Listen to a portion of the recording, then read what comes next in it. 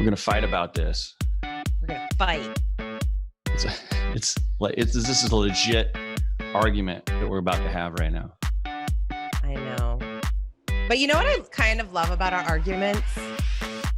I kind of love the fact that we're arguing, but really, we're kind of agreeing. We're kind of like deep down, like the core of what we are talking about. I disagree. I really do. I really disagree. think I disagree. So it's going to be a fight. Oh gosh, a fight. I'm just telling you right now that I am going to win. Kate and I are fighting about automation, and she says that when she likes that when we fight about something, we're actually agreeing, and I disagree. And so this is just one of the many things that we're going to fight about today on Trajectory. So we're letting y'all in on our live production. On our live fight.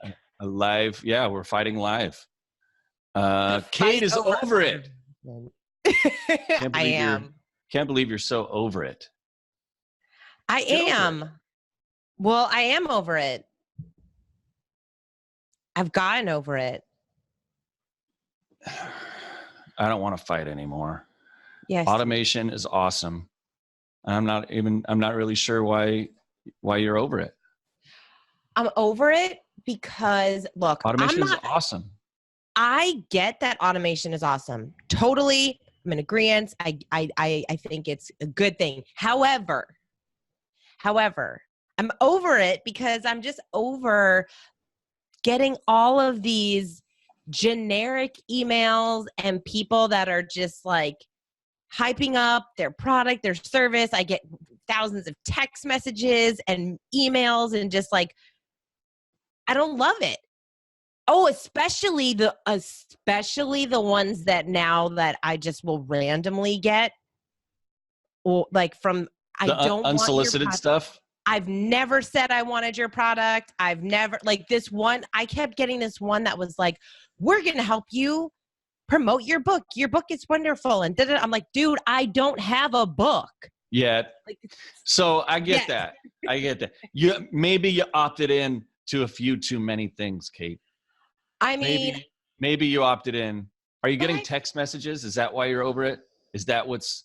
No, the text message thing was my fault because I get it. The text message. When I opt into things, Kate, I give them your phone number. Damn it! I knew it. Yeah. That's why I'm getting all those weird ones. And I feel like if it's any good, you're going to tell me about it. And that's a good system for me. So if you're feeling a little overwhelmed, it's because I'm sending all the marketing on it. I use your email too. So you're getting it in both places. Oh, sorry about that. Not true. Yeah. Well, sometimes when I opt into something that I'm not sure about, I will opt in with a different email address that still goes to me, but it's easier for me to filter out later. And I'm not going to tell you what that address is because it's super secret, but it might be kate@katebowman.com. Anyway. No, I love automation. Here's why I love. So you're over it from a consumer standpoint. I totally get it because you and I have talked many times about how much content creators consume, and you're a creator and I'm a creator too. And I love to get nerdy on what's working in the marketing world and what's working in business and where things are headed. We should start a podcast on something like that. But the whole idea is when you consume so much content and you opt in for this stuff, you got to have a way to manage it. Have a way to, so you should check out that unsubscribe me thing. I don't know if I'm getting that right. But have you checked that out? I have unroll.me. Yeah, that's the one. Yeah. Oh yeah. Yeah. Because maybe that'll save your sanity. Maybe that'll make you a better coworker. It'll make you a happier person. It'll make you better in your personal romantic relationships. Like, let's just unroll all. It'll make you a better auntie. Are you Aunt Kate or Auntie Kate? I'm Aunt Kate. Aunt not Kate. Aunt. I mean, that sounds very formal. Aunt. My aunt. My aunt. Yeah, but if you have an aunt, you drink coffee with your pinky out. That's right. You're very formal, and you have an accent. Yeah. And you talk with your lips together. And you talk with your lips together. You're talking, but your lips actually are not moving really very much.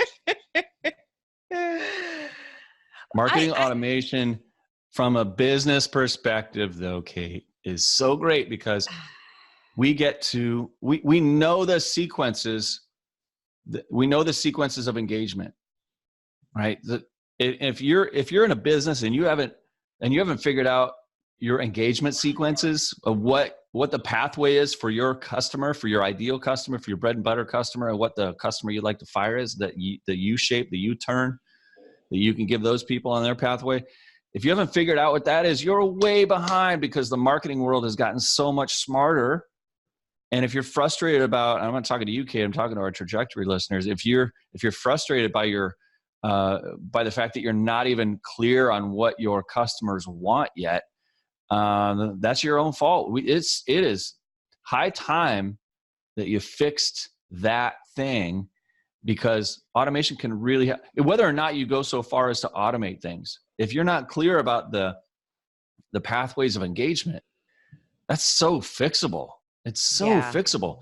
And one of the things that Kate's not happy about is that she unabashedly jumps into every marketing net that she finds halfway interesting. And so she gets all these messages about things that she might not be interested in the product, but she's interested in how they got her in there. They got you. You're like a fish. You're like the fish that's rooting for the fisherman. Like, oh man, I've never seen this bait before. I'm gonna jump all over this one. Hey, good job, guy. I'm about to die now, but. All right. There is a little bit of truth to that because I hate signing up for stuff, but I am very curious to see their funnel. Fish on. Now, I will also say, look, I get it. Business automation, great, especially when you have, for certain businesses, e-commerce businesses, and you, like you said, if you figured out your audience, there's something to be said about that. But I think so many small businesses that they don't really need automation yet.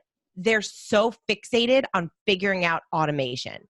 When it's too early? You think it's too early? Oh, that's where you get all the generic stuff, right? Yeah. It's so like,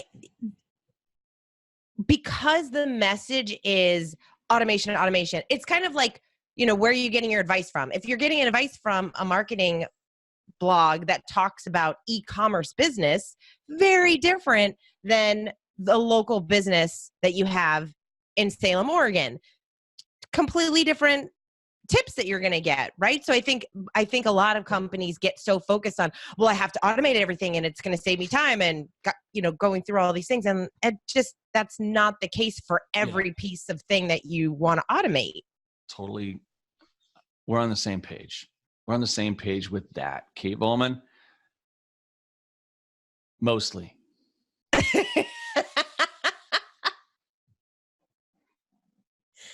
Mostly. All right. Well, so no, I get it, because that's where the generic content comes from. They're scraping other people's copy, right? They're not hitting any pain points because the generic automation that they scrape from somebody else's campaign, or they're just kind of mimicking things.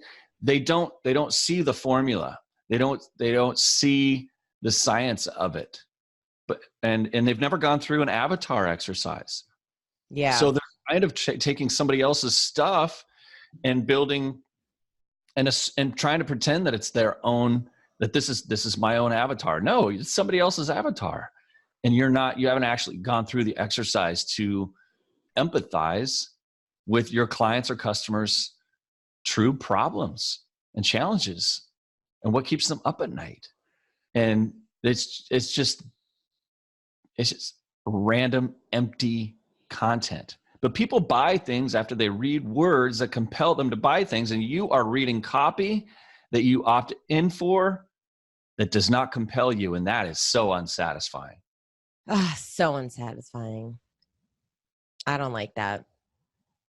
And I also think that automation for small businesses sometimes gets into the mindset of more, like get more customers, like run Facebook ads, automate everything, send them emails, they're going to click, they're going to buy, versus, and we've talked about this before, how do you go really deep with your clients? How do you build relationships with your clients? Like that is where, like that again, that's the biggest difference. Are you a SaaS company selling a, software as a service product that you can like have hundreds of thousands of customers? Or are you a small consulting company who only needs to get 20 clients? Very different businesses. And so I think that's where we are. Because when I look at, there's just, it's probably just stems from, there's certain things that I look at with my business and I'm like, looking at all the opportunity, and I have to sometimes bring myself back to remember like, oh, we're not trying to be like that. That's not our goal. That's not our plan. We don't need to have some of this high level automation type stuff because it's not where we are.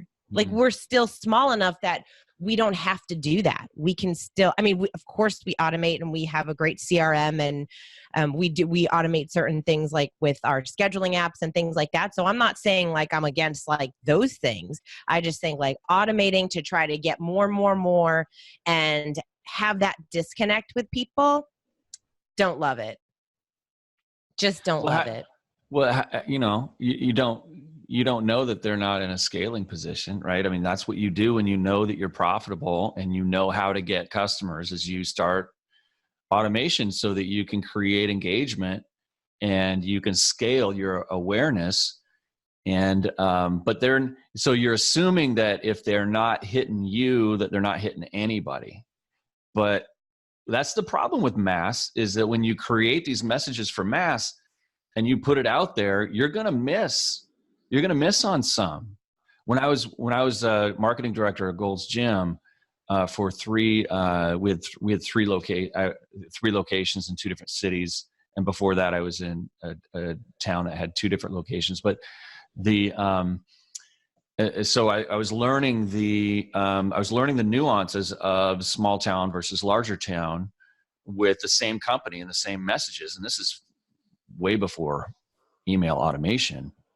Or very early on in email automation, and we didn't have that capability. But what we did know about our messaging is we had 3 primary avatars. Our number 1 avatar was male 18 to 24. Our number 2 avatar was female 35 to 50. Our number 3 avatar was male 45 and older. We knew that if we created messages to our number 1 avatar, male 18 to 24, that we turned off we were hitting it on number 1, but we were turning off number 2 and number 3. Mm-hmm. However, what we discovered is if we targeted our messages to number 2, female 35 to 50, we were least likely to turn off the other 2 primary avatars. Oh, interesting. Super important to know what the messages that hit your avatar, how narrow their scope is, because you might find one that goes from this to this and actually captures more of your audience. So don't be afraid to rethink your avatar. Don't be your primary avatar and challenge yourself on what your number 2 and number 3 are, because you might find a similar situation. You've opted in for content that assumes you are of one thing. You opted in mostly because you're curious and you're a marketing nerd, like so few of us are. But hey, that's what makes you really interesting. is that you are curious about these things. So am I. I've captured and archived some great campaigns. Not one of them have I ever thought I'm going to copy that, but I know there are people who do that. Mm-hmm. I've always been the guy to go, I want to go learn from that person or whoever that person learned from, and build my own. And that's what I've done. That's how my business grew, to be able to work in a cool studio in the woods. Imitation is flattery, but it's not good in marketing. You've got to be, you've got to pursue originality at all expenses. Pursue originality. At some point, reality pulls you back in, but you've got to pursue originality. Yeah, and especially for small businesses, I think you're able to do that really easily. Like there's just things that you do for your clients when you are still working with them so closely, you continue to understand them in a way that only helps you enhance the messages that you're putting out to attract other people, the deeper that you get with them. And the more you can really understand what copy is going to make sense to them and does resonate with other people, because you're hearing the same things over and over. You just have to use that.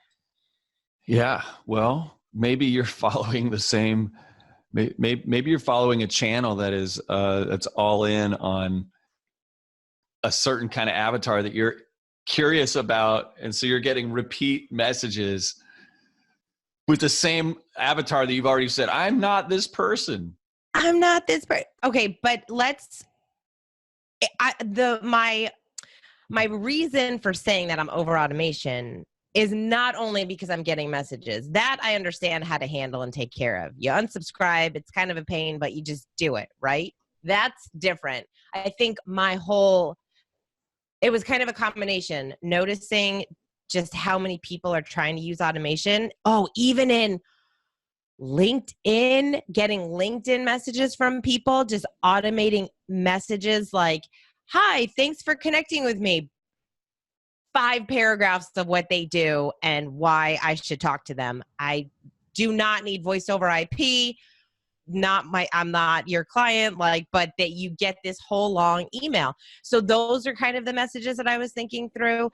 And then more of the frustration came from just so many, I guess a lot of my friends too, they still ask me so many marketing questions, and I just get so many questions about automation, but they are only doing it, or they only want to do it because they hear that they should. They hear it's the thing that they should do. It's it's the same thing with Facebook ads. Do I think you should run Facebook ads? Sure. Well, Facebook ads are great. It's so simple, right? It's so simple to do. And so everybody's doing it. And LinkedIn wants people to use their platform. So why not automate that?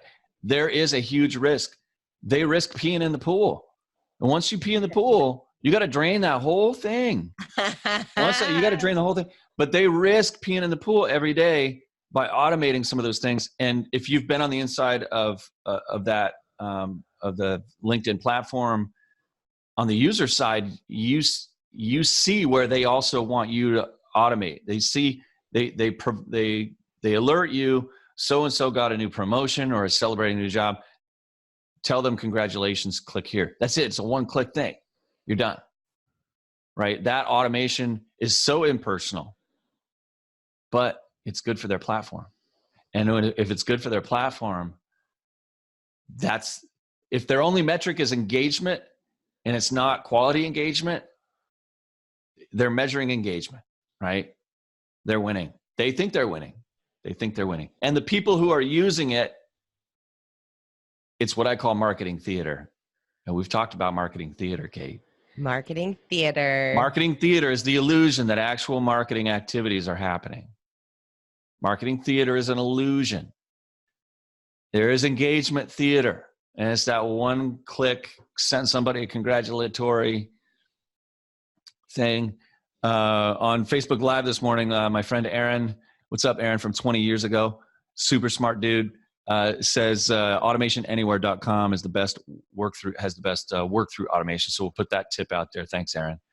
Automationanywhere.com. I have not checked it out. It could be an automated message from Aaron that he sends it to all Facebook Lives. It could be that he uses Automation Anywhere to automate this. To automate putting automations anywhere on any Facebook Live that's happening right now. Right. That's right. I don't think he works for automationanywhere.com, but maybe he's using the free version, and the free version automatically sends links like this with your name on it. I don't know that to be true, but that would be funny. That doesn't sound to be true, but come on now. Come on. Oh, man. Well, this has been a good fight, Kate. I don't know who won, but if you still have this, I'm so over automation next week, that's exactly what you sounded like this morning when we first started talking about it. Kate, what's on your mind today? I don't know, but I'm so over this automation stuff coming at me. I feel like that's not exactly how I sounded. Oh, I'm just one mark short of Frank Caliendo in terms of my impressions. I am really spot on. You should hear my John Gruden impression. Oh my gosh, that's pretty close to what you sounded like. But here's a tip. Here's a tip for folks. Be careful how quickly in your day you go to your email box. Just in terms of productivity and the weight. Feel the weight of Kate's sadness around reading all these untargeted messages directed at her. Then she volunteered for it, and now she regrets it. Don't be regretful. Channel the curiosity of yesteryear when you signed up for these messages.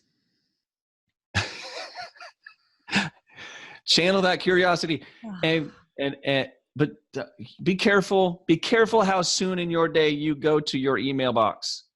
The email box is a place where other people's agendas get prioritized, and you really got to be careful about that. You really got to be careful. It'll suck your best energy. So, kiss the frog. Kiss the frog. That means do the hard thing of your day first, and email is not the hard thing. Be proactive. And if you need some help with that, check out Brendon Burchard's program. Go opt in. Go opt in for Brendon Burchard. Don't go opt in. Just don't check your email. No, you don't need more things. You don't need to read opt in. Content. No. Yeah. You don't need more people telling you. You just need to not look at your email. You don't need a new program to tell you how to be more productive and to not look at your email. You should look at your email. He will send you an email that shows you how to not look at your email.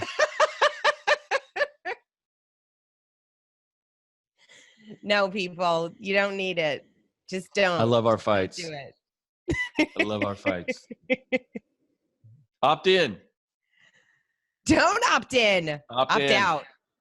Unsubscribe. Oh my gosh. One of the funniest, I love Aziz Ansari. I think he's so hilarious, the comedian. And he talks about this one where he's like, and what's up with all my friends who are, I'm not going to say the joke the right way. You guys need to YouTube it, but he's like, and then I get these emails from my friends who just had a baby and they're like, welcome baby Haley to the universe. And I'm like, I did not sign up for this email chain. Unsubscribe. I have to admit that when my friends have babies, I unsubscribe. Sorry, friends. I love your babies, but let's reconnect. Let's reconnect when they get their own Facebook Messenger. Okay, I'll have a direct connection to your little one, and we'll We'll have great times together. Oh my gosh, it's and so funny. I will be the funkle. But yeah, I'm like that. I did not sign up for that email chain either. No. Today's call to action, Kate Volman. Opt in. Gosh. No? And I would like to have my call to action be like, look at your email and unsubscribe to 20 emails. Yeah, okay. I'm all about that. Absolutely. And use that unroll.me. Unroll.me. Unroll.me. Unrollme.me. You'll just go with Kate's on this. Unsubscribe to things so that you're not wasting your attention. Your curiosity from a year ago is probably not serving you right now if you have not taken action on those things. And your attention is as important as your prospects' attention. So if you're going to be a good steward of your marketing activities and keep your number one promise in business, and that is not to waste the time and attention of your number one prospect, make sure that you're doing that in your own business as well. Make sure you're not wasting your own attention, because it can sap your best energy, and your clients deserve your best energy. Until next time, Kate Volman, get trajected.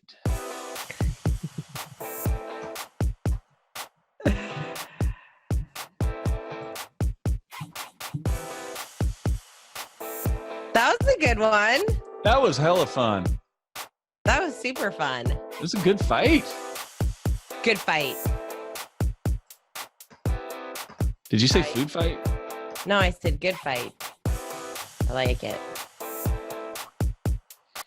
Kyle, what's your superpower? Growing a beard.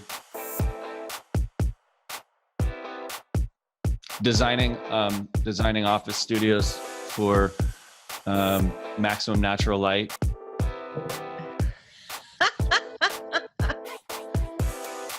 Cutting down dead trees. Ivy remediation.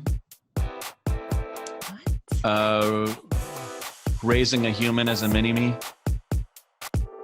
You are good at that. That I agree with.